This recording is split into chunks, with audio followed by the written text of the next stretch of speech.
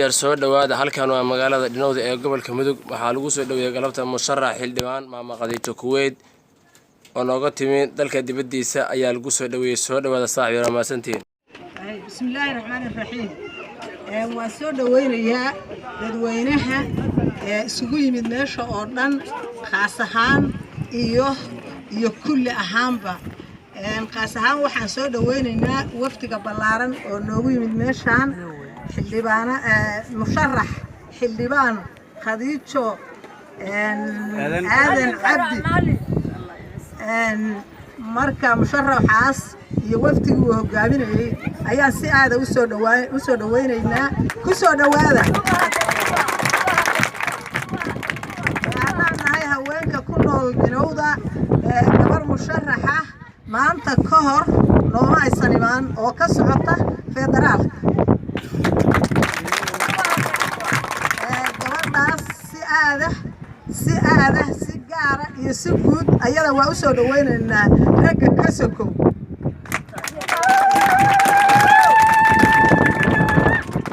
intaa ka bacdi waxaan leenahay muraadkeeda allaha u sahlo Khadiijo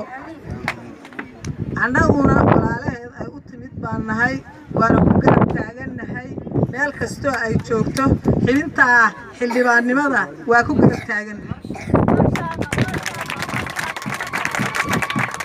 haddaan raggu xagal daacayn oo jilaafo u dhigin annaga haweeney waa ku garab taagannahay intaa ku soo dhawaada Khadiijo haliyaygaan dooraniyo hooyadii dalkooy Khadiijo aan kuu dardaarmee dadaal ogow aqoontaada iyo dadnimadaadu yay dib dhicin inaad door wacan ciyaadhaa la doonayaa Khadiijo aan kuu dardaarmee dadaal ogow dalkii Soomaaliyeed daaqadu ka dhacay dadweynihii kale irdhowyo dulmaa dhex galay dib u heshiisiinta dariskood wanaajisiya inaad boogaha daweysaa la doonaya Khadiijo aan kuu dardaarmee dadaal ogow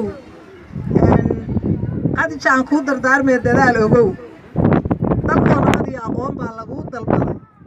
carruurtii iyo dumarku waa inay daryeel helaan dalxiisyadu inay maraan baan danaynayaa haddii aad daboosho meeshii kastoo dayacan anna ducaan kugu darayaa aan daah lahayn ilaahay daan cimrigaagu noqoy dawiil cadowgu kuma helo cimrigaagu noqoy dawiil caano iyo nabad iyo cimrigaagu noqoy dawiil inaad caynaanka haysaa lagu codsadaa caynaanka